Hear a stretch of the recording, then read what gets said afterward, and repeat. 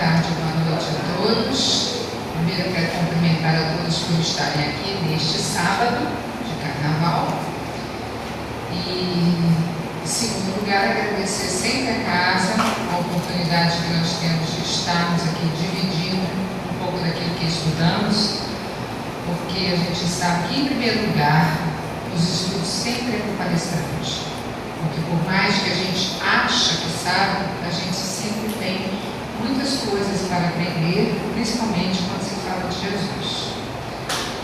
E eu escolhi, na verdade, porque esse é um estudo que também eu vou fazer em outro local, e eu acho um assunto extremamente interessante, chamado estranha moral, que está no Evangelho segundo o Espiritismo, capítulo 23.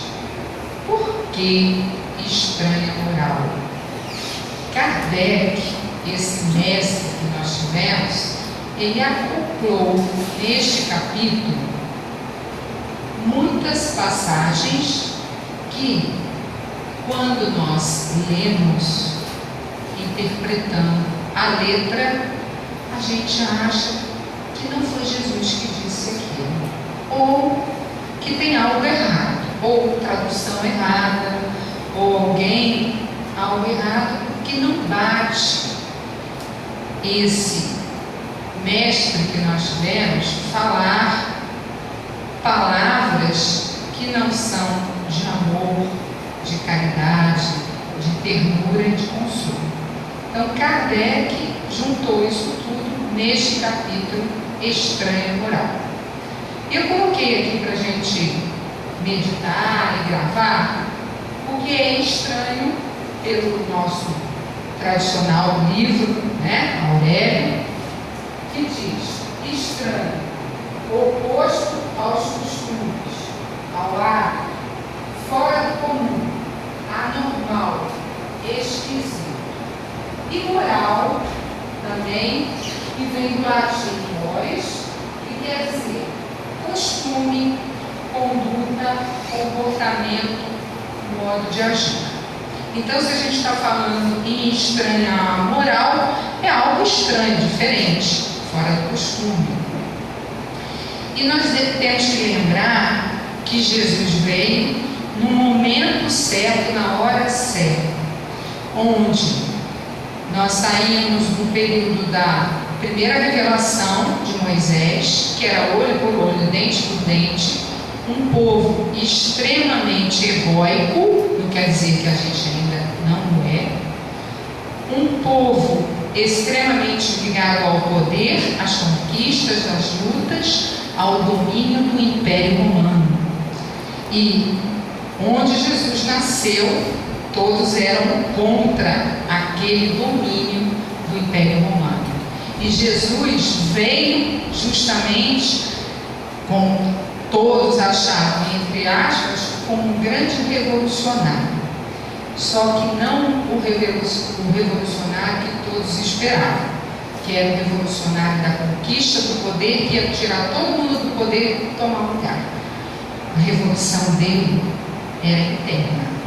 A revolução era na mudança, no modo de agir do povo da época. A sua revolução era muito maior do que aquela que a gente imaginava. Então ele trouxe o amor. Exatamente tudo aquilo que ele falou, se pudéssemos resumir em um mandamento, que ele disse que ele não veio modificar a lei, veio vir destruir a lei, ele não veio destruir a lei, mas sim fazê-la cumprir. E o principal mandamento era amar a Deus sobre todas as coisas, próximo como a si mesmo, e amar a nós mesmos. Então nós vamos ver no decorrer dessas passagens evangélicas que nada há de estranho. Simplesmente nós sabemos que os evangelhos foram escritos muito tempo depois que Jesus partiu, desencarnou, e dessa forma aquilo que foi escrito, ele falava em aramaico, dialeto da época, e depois foi traduzido para o grego, para o hebreu, do grego, latim, e aí foi para todas as línguas. A gente há de convir que nessas traduções muita coisa às vezes se perdeu, além, né, de nós acharmos que pode ter havido um erro de interpretação também. Só que quando a gente estuda com o olhar de Kardec, aí a gente vê de outra forma. A gente vê que realmente ele disse aquilo e nós temos a capacidade hoje de tentar entender com nada de estranho, mas sim de algo que é para a nossa mudança interna. Então eu vou ler as passagens que Kardec agrupou e a gente vai conversar sobre essas passagens. Quando a gente coloca as palavras, nós sabemos que o que cada um de nós fala em cada país, em cada estado, pode ser interpretado de forma diferente. Então, por exemplo, esquisito, que eu deixei ali como o que é estranho. Se eu for na Argentina ou em algum país que falar o espanhol e falar: nossa, você é esquisita. Alguém sabe o que é esquisito?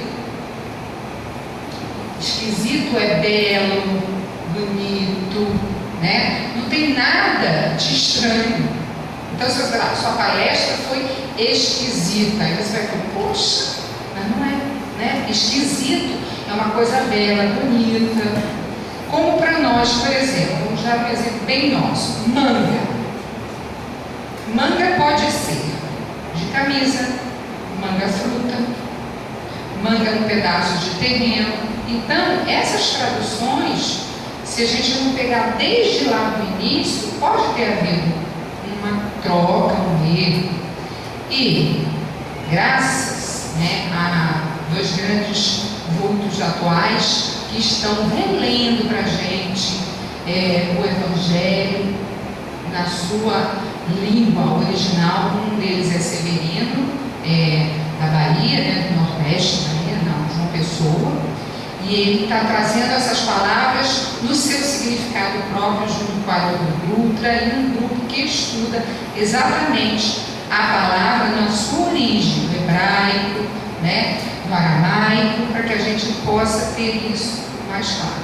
Então a gente pode também aí ter as diferenças do que a gente possa achar estranho nessas traduções que ocorreram nesses vários séculos, anos e mudanças de uma língua para outra. Então, a primeira passagem que Kardec nos coloca, o título é Odiar os Pais. Se alguém vem a mim e não odeia a seu pai e a sua mãe, a sua mulher e a seus filhos e a seus irmãos e irmãs, mesmo a sua própria vida, não pode ser meu discípulo. E quem quer que não carregue a sua cruz e me siga, não pode ser meu discípulo. Isso está escrito em Lucas, capítulo 14, versículo 25 a 33. Será que Jesus quis dizer odiar ao seu pai e a toda a sua família? Ele, que era supremo amor, quis dizer odiar no nosso entendimento? E quando a gente analisa o que é odiar para cada um de nós, a gente medita. Quando eu penso nessa palavra, eu falo assim: eu acho que não existe o ódio. Existe um equívoco do amor, uma doença ligada ao amor, que a gente pode traduzir como ódio. E ódio, na significação aqui da passagem evangélica, segundo as traduções, quer dizer menos amar. Então não quer dizer aquilo que a gente interpreta, quer dizer amar menos. Por quê? Quem segue uma doutrina, quem segue ao Mestre Jesus, a ter que abandonar, entre aspas, muito de sua vida, né? Verdadeira, que a gente considera da matéria. Então, aquele que segue a Jesus, aquele que quer trabalhar na vida espiritual, na moral verdadeira, vai ter que muitas vezes abandonar, entre aspas, o seu lazer com a sua família. Nós não estamos todos aqui hoje? Muitos podiam estar em outros lugares, mas nós abandonamos? Não, né? Não é por isso que nós odiamos alguém. Simplesmente nós temos, né, dentro de nós esse querer mudar, né? Querer evoluir, querer crescer. E a gente entende que esse apego familiar, às vezes a gente tem que ir buscando, porque a gente sabe que nada é eterno. O espírito é eterno, a vida é imortal. Nós não vamos nos encontrar em outros momentos, mas a carne, certamente nós vamos deixar com nossos companheiros aqui e vamos continuar a nossa jornada. Nem por isso nós vamos odiar, ou, né, como ele diz, a gente tem que interpretar isso como, na verdade, amar menos, né? Porque tudo que exige de nós uma mudança, uma renovação, exige, entre aspas, sacrifício. Agora, por que entre aspas? Será que eu estou me sacrificando vindo aqui à casa espírita? Pode ser, né, que na minha família tem alguém que não siga a mesma doutrina que eu e fala assim: poxa, mas você vai outra vez para lá no sábado de carnaval com esse calor? Aí é sacrifício para mim? Não. Por quê? Porque nós estamos fazendo o que nós gostamos. Nossa profissão. Quando a gente almeja crescer dentro da nossa profissão, seja ela qual for, né? Dentro do magistério, dentro da economia, dentro da astronomia, tudo que a gente seguir, às vezes nós temos que mudar de lugar, fazer cursos fora, e isso nós vamos, entre aspas, deixar de lado a nossa família para dar foco, ênfase naquele momento. E nem por isso é sacrifício. Temos grandes exemplos, grandes vultos espíritas que sempre dizem assim: poxa, por exemplo, Divaldo Franco, mas você se sacrifica tanto, não tem família, não tem filhos, não tem nada, tudo pela doutrina. E ele diz, para ele aquilo é a riqueza dele. Quantos filhos ele tem na casa do caminho? Na mansão do caminho. Então, não é sacrifício. Aquele que escolhe por amor, ele escolhe e vai ter que abdicar de muitas coisas para crescer. Quanto mais a nossa vida espiritual. Quando as pessoas não concordam muito com as nossas atitudes, né? Os nossos hábitos, as nossas formas de agir. Você vai numa festa, você toma água, você toma refrigerante. Poxa, mas você é carola, hein? Nem uma cervejinha. Não, aquilo para mim não é sacrifício. Simplesmente eu já passei daquele momento. E nem por isso a gente vai julgar o irmão que ainda usa isso. A gente fala assim: a doutrina espírita não proíbe nada. Nada, nada, nada. Quer fumar, fuma, quer beber, tudo é permitido. Agora, ela vai mostrar quais os benefícios, né? E qual é o seu caminho, a sua ação em relação àquilo que você está fazendo que está fora da nossa verdadeira moral. Por quê? Voltando ali à palavra moral. Porque quando a gente vai ver a definição do Livro dos Espíritos de moral, e ele nos coloca a questão 629. O homem se conduz bem quando faz tudo tendo em vista o bem para o bem de todos porque então tende a Deus. Então, a moral pela doutrina espírita é a gente fazer o bem. Então, se beber a cerveja vai me fazer mal, vai me deixar indisposta, eu não vou deixar de fazer. Então, eu vou entender que aquilo não é bom para mim. O próximo.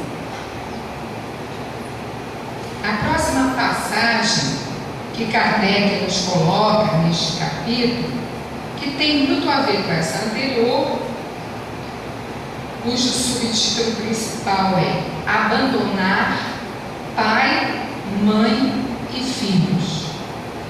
Aquele que houver deixado pelo meu nome sua casa, ou seus irmãos, ou suas irmãs, ou seu pai, ou sua mãe, ou sua mulher, ou seus filhos, ou suas terras, propriedades, receberá o cêntuplo de tudo e terá por herança a vida eterna. Então aqui, isso está em Mateus capítulo 19, versículo 29. Então, na verdade, aqui a gente diz, Jesus falou isso, ele era contra a família. Nós sabemos que a família é a célula-mãe da sociedade. E ninguém mais do que Jesus falava sobre a importância de viver em família. Mas ele, como mestre, mostrava que o momento da família, o momento dele estar dividido com os apóstolos, era aquele momento. E o outro momento que ele precisava se retirar, se isolar para a prece, para a oração, para a sua meditação, ele se isolava. Nem por isso, apesar de muitos dizerem que quando ele estava na cruz e a sua mãe chega para ele e diz: veja o que os homens fizeram com você, meu filho.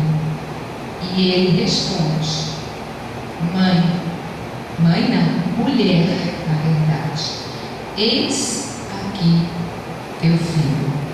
Filho, eis aqui tua mãe. João estava do lado de Maria.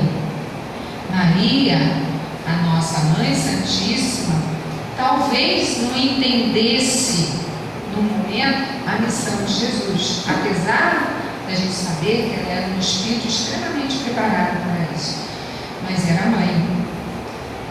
E naquele momento ele deixou claro que a família é universal, que nós estamos momentaneamente ligados a uma família, a um pai, a uma mãe, a um irmão, mas isso não é eterno.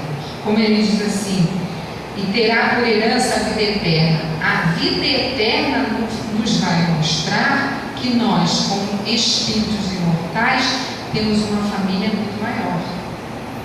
E quando a gente faz o bem, sem olhar a quem, nós estamos trabalhando por nossa família melhor, por uma sociedade melhor e, consequentemente, por um país melhor, por uma humanidade melhor. Nós sabemos também que a doutrina nos mostra que, às vezes, em nossa família está os maiores dos adversários, A lei de causa e efeito, a reencarnação, nos diz que muitas vezes são os nossos adversários. Por que eles estão unidos conosco nesse momento? Para que a gente aprenda a amar.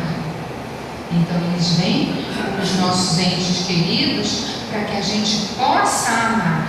Porque se nós vermos naquele companheiro um adversário, alguém que nós tivemos uma inimizade no passado, alguém que nos causou mágoa, raiva, arrependimento nosso, e aí vai dar essa oportunidade de nós crescermos.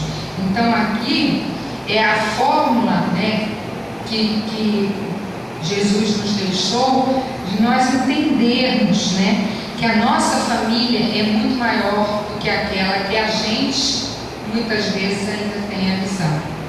E acabar, né, com aquela coisa do meu, a minha família, o meu marido, os meus filhos, que na verdade a gente sabe que nada é nosso, né? Isso é só um momento, uma passagem, e que daqui a pouco aquele companheiro, aquele irmão vai sair do seu trabalho, da sua vida, e a mãe vai deixar ficar tudo debaixo da asa? Não, ela tem que deixar. É o crescimento, é a evolução.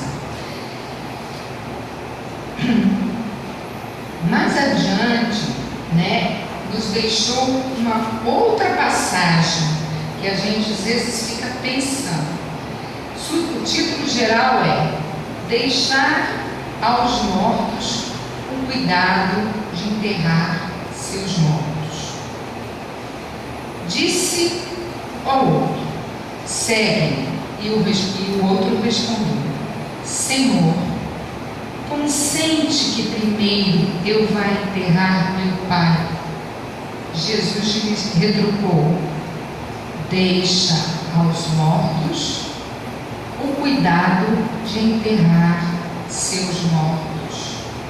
Quanto a ti, vai anunciar o reino de Deus. A gente, na passagem anterior, ele falou da vida eterna, e aqui ele fala da anunciação do reino de Deus.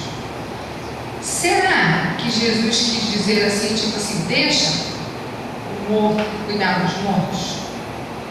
Ou seja, será que cada um de nós que temos um ente querido que desencarna, nós não vamos fazer parte do sepultamento? Será que é isso que ele quis dizer? Porque a gente tem que deixar lá os mortos. Não. Então aí a gente vê que assim, esse entendimento fala também da verdadeira vida espiritual. Então Kardec nos mostra aqui que aqui ele está querendo falar da vida espiritual. E quantos de nós não conhecem pessoas que, entre aspas, morreram para a vida espiritual, que só pensam na vida material, né? Quantos de nós não conhecem aquele que vale é o que eu posso aproveitar do dia de hoje, o que eu vou ganhar se eu fizer isso, qual é a promoção que eu vou ter se eu não falar aquilo? Então ele aqui quis dizer, né, desses que na época eram os fariseus, os publicanos, que ainda não entendiam o que era a verdadeira vida espiritual, e que nós, apesar das nossas dificuldades, estamos buscando, né, vencer. Ele não quis dizer que nós não devemos viver a vida da matéria. Nós estamos encarnados, temos um corpo físico, temos toda a matéria ao nosso redor. O que ele quis dizer é que a gente tem que usar isso sem abusar, e não dar isso a importância primordial da nossa vida, o querer cada vez mais 2 carros, 4 carros, 5 carros, 300 sapatos. Eu tenho só 2 pés, mas a sapateira está cheia, né? Então, quantas pessoas ainda não entenderam, né, o que ele fala aqui dessa verdadeira vida espiritual? E aí Kardec nos explica que a vida espiritual é, com efeito, a verdadeira vida, é a vida normal do espírito, sendo-lhe transitória e passageira a existência terrestre. Então, que nós somos espíritos e que nós estamos de passagem aqui. Então não adianta, que nós não vamos levar nada. Quantas navetas terá na nossa caixão? Nós vamos levar lá tudo? O que nós vamos levar quando nós chegarmos ao reino de Deus? fez de bom. Né? Aquilo que a gente plantar, né? Cada um de acordo com a sua obra. Então, se eu planto amor, eu vou recolher amor.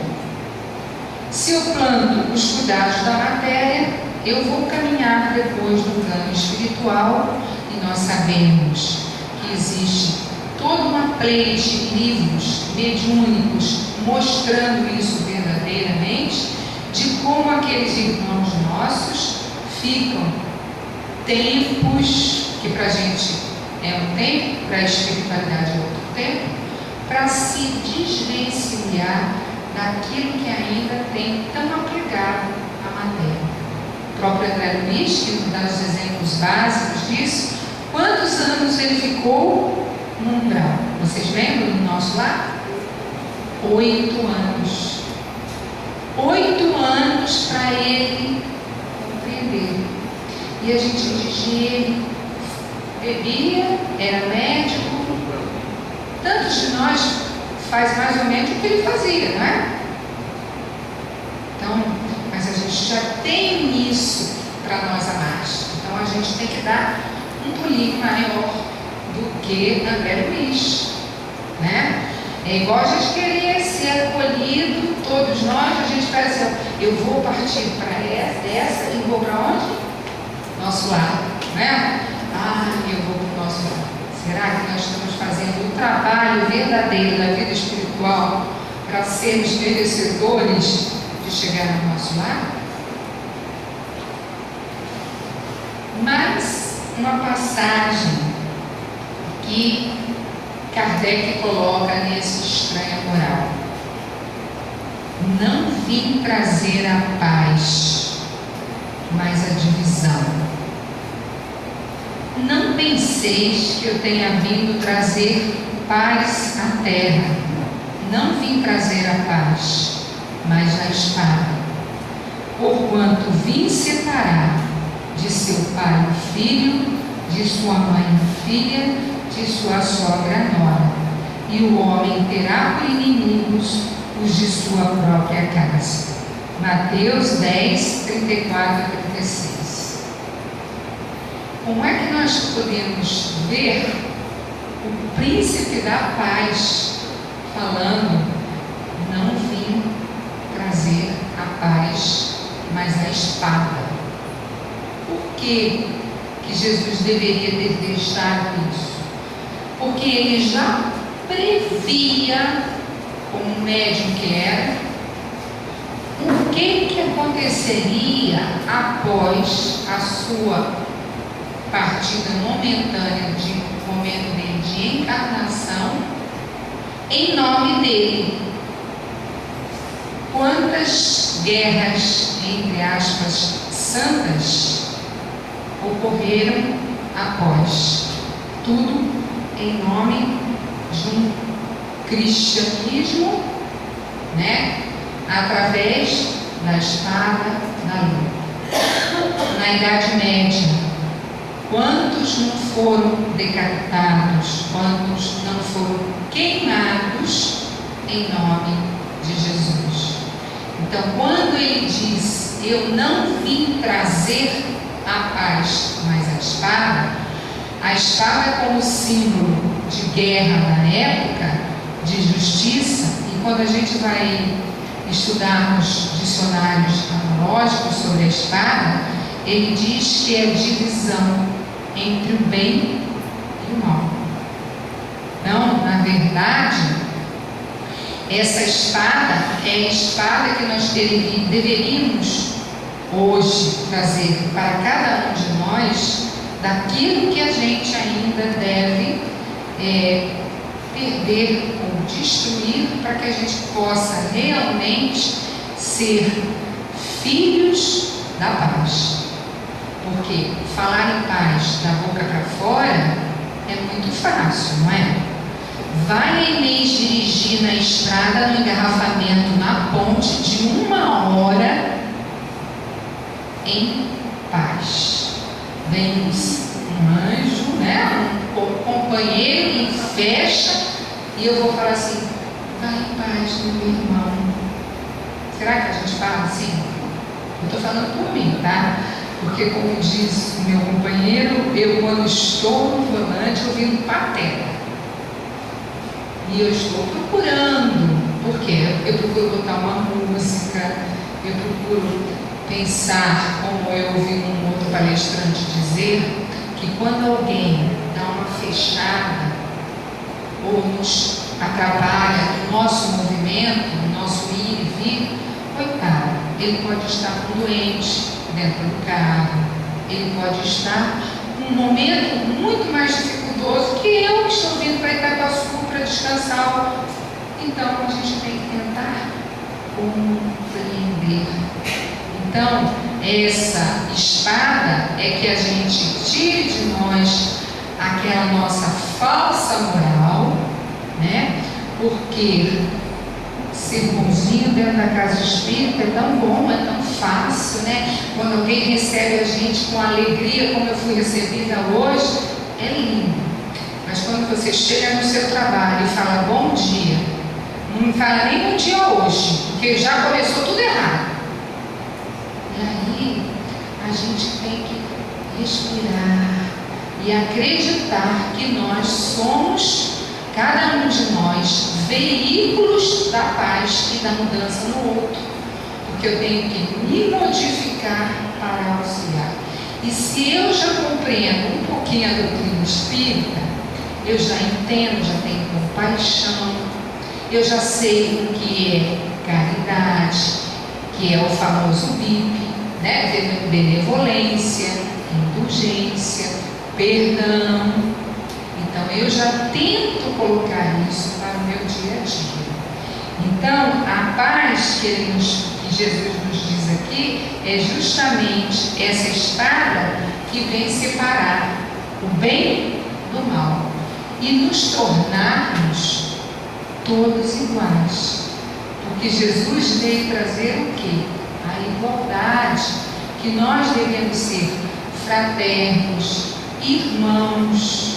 Por isso ele era o nosso mestre. E por isso que ele chamava a Deus de nosso Pai. Ele era o nosso irmão.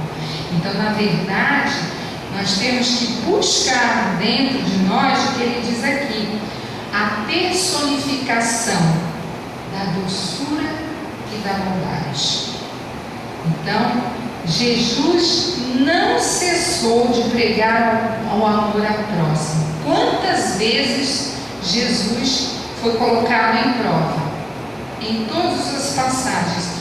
E ele sempre tinha uma forma serena, tranquila, de mestre, para mostrar: vá e não peques, segue-me, busque e acharei, sempre nos elevando, nos mostrando um caminho. Então, mais adiante, Kardec nos coloca assim: toda ideia nova forçosamente encontra oposição e nenhuma há que implante sem luta.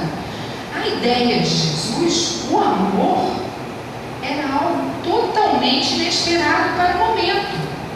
E até hoje continua sendo difícil, porque a gente ainda não entendeu como ele nos colocou.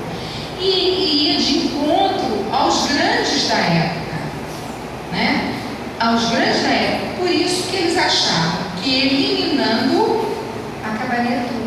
Quando nós sabemos que nada mais fez do que crescer ainda mais, né? A sua doutrina se espalhou por todos os momentos, por todos os seus discípulos, por seus apóstolos, e nós somos, cada um de nós, apóstolos e discípulos de Jesus a partir do momento que a gente busca realmente se modificar e auxiliar aquele que ainda desconhece a verdadeira lei. Jesus vinha proclamar uma doutrina que solaparia pela base os abusos de que viviam os fariseus, os escribas e os sacerdotes do seu tempo. Já nós, no momento posterior, fomos tão felizes, né? Porque além de termos a doutrina de Jesus, depois veio Kardec nos mostrando aquilo que o Mestre nos deixou uma forma muito mais clara, explicando essas passagens através dos espíritos superiores, nos mostrando, tirando o véu daquilo que a gente ainda não conseguia entender e que aos poucos nós estamos entendendo. E ele nos fala: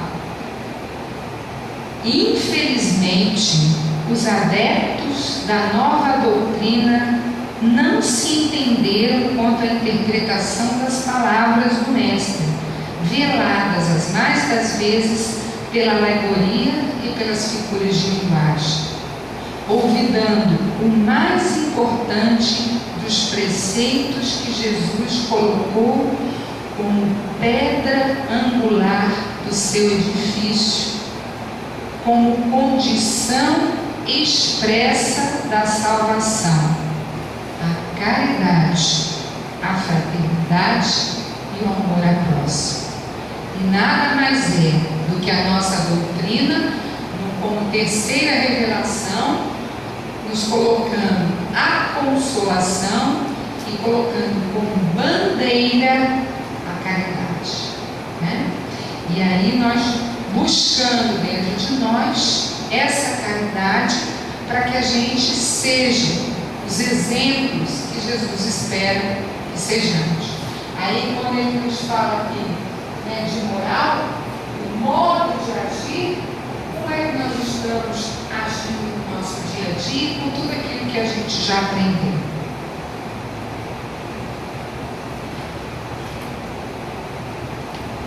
E mais no finalzinho dessa passagem, os Espíritos nos orientam. O Espiritismo veio realizar, na época prevista, as promessas do Cristo. Entretanto, não pode fazer sem destruir os abusos. Então, prossegue ainda com a destruição dos abusos, o usar sem abusar, fazendo o melhor que nós pudermos, sendo útil. É essa a nossa finalidade, sermos útil a nós mesmos, àqueles que nos cercam e ao nosso próximo. Como Jesus, a doutrina toca com o orgulho, com o egoísmo, com a ambição, com a cupidez, o fanatismo cego, os quais, levados às suas últimas trincheiras, tentam barrar-lhe o caminho e lhe suscitam entraves e perseguições. Também ele, portanto, tem de combater. O tempo é de luta, né? Não a espada, não a arma, mas a luta interior, a reforma íntima das nossas modificações para que a gente seja os verdadeiros exemplos. E ele diz: são todas as lutas de ordem moral as que terá de sofrer, e próximo lhes está a termo. As primeiras duram séculos, estas durarão apenas alguns anos, porque a luz, em vez de partir de um único foco, irrompe de todos os pontos do globo, mas de pronto os olhos aos cegos. Então, vós sois luzes. Se cada um de nós formos uma lanterninha, não precisamos ser um grande farol. Por exemplo, nós sabemos que o carnaval, uma festa pagã, onde se divulga drogas, né? Sexo em demasia, alegrias, entre aspas, né? Brigas, competições entre aspas, escolas que deveriam competir com alegria, mas que às vezes nós sabemos que saem adversários grandes. E que nós estamos aqui. Se nesse momento nós estamos vibrando a luz, essa luz é carreada para todos os pontos que necessitam dessa serenidade, dessa paz, dessa tranquilidade, né? Não fazer como Pedro, né? Que levantou a espada e, segundo uns, arrancou a orelha de Malco, segundo outros, feriu. E Jesus disse: Pedro, embainhe a tua espada, porque aquele que utilizar a espada perecerá pela espada. E nós sabemos, né, que Jesus com sua mão curou, e a espada que nós devemos utilizar é essa, aquela, né, que serve de exemplo das nossas lutas íntimas. Ah, é difícil? É. Estarmos aqui foi difícil? Custou alguém? Não. E nós vamos sair tranquilos, felizes da mesma forma, distribuindo essa alegria para os nossos semelhantes. Então, esse é o nosso papel. Então, essas passagens que eu li, a gente lendo sobre os olhos do nosso Kardec, não ficou mais fácil de nós entendermos de que, na verdade, nada há de estranho, há de ético. É uma moral ética, o que nós não estamos acostumadas atualmente. Ou estamos errados? Nós vemos pelo nosso poderio, né? Quantas coisas que nós estamos vendo. Cabe a nós termos esse momento para analisar o que nós estamos fazendo para a melhoria, para essa mudança, que ele diz que é uma mudança de luz, mas que são pequenos anos, não são séculos. Então, nós temos que correr. Então, para nós encerrarmos essa nossa moral ética, trouxe aqui uma passagem, né, de fonte de luz, que diz: acorda e ajuda.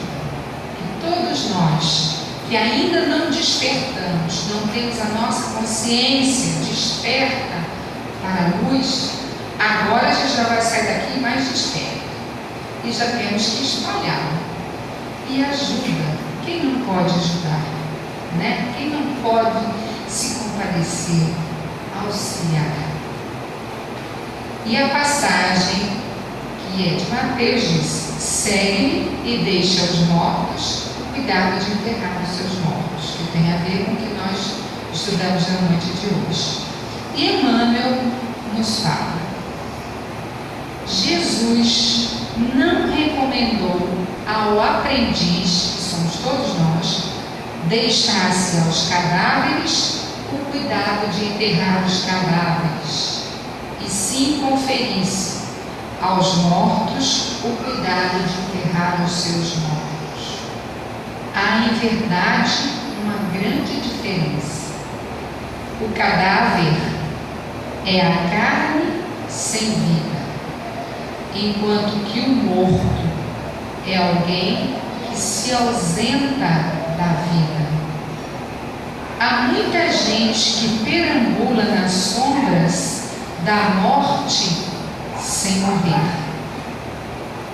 Transfugas da evolução cerram-se entre as paredes da própria mente, cristalizados no egoísmo, na vaidade, negando-se a partilhar a experiência comum. Mergulham-se em sepulcros de ouro, de vício, de amargura e ilusão. Se vitimados pela tentação da riqueza, moram em túmulos de cifrões. Se derrotados pelos hábitos perniciosos, encarceram-se em grades de sono. Se prostrados pelo desalento, dormem no pranto da bancarrota moral. e se atormentados pelas mentiras com que envolvem a si mesmos, residem sobre as lápides dificilmente permeáveis dos enganos fatais. Aprende a participar da luta coletiva. Sai cada dia de ti mesmo e busca sentir a dor do vizinho, a necessidade do próximo, as angústias do teu irmão, e ajuda quando possas. Não te galvanizes na esfera do próprio eu. Em qualquer parte do universo, somos usufrutuários do esforço e do sacrifício de milhões de existências. Cedamos algo de nós mesmos em favor dos outros, pelo muito que os outros fazem por nós. Recordamos, deste modo, o ensinamento do Mestre Jesus. Se encontrares algum cadáver, dá-lhe a bênção da sepultura, na relação das tuas obras de caridade, mas em se tratando da jornada espiritual, deixa sempre aos mortos o cuidado de enterrar os seus mortos. Então, que a gente possa buscar sempre dentro de nós esse acordar para a vida espiritual, que cada dia, se cada dia nosso nós analisarmos o último de nossa existência, o que nós poderíamos fazer? Para o bem nosso, para o bem daqueles que convivem conosco e da humanidade. Porque nós sabemos que o dia amanhã é do futuro e não sabemos o que acontecerá no dia de amanhã. Então, viver o dia de hoje como se fosse o último da nossa existência, fazendo todo o bem que podemos fazer, buscando a moral verdadeira que está dentro de nós, das nossas consciências despertas para a lei verdadeira, que não é a lei da terra ainda, está muito distante, que a lei é a lei divina, é a lei do amor a todos, que a gente possa viver esse amor no nosso dia a dia. Que Jesus esteja conosco, sempre nos fortalecendo, nos consolando e iluminando as nossas vidas em todos os momentos. Graças a Deus. Obrigado por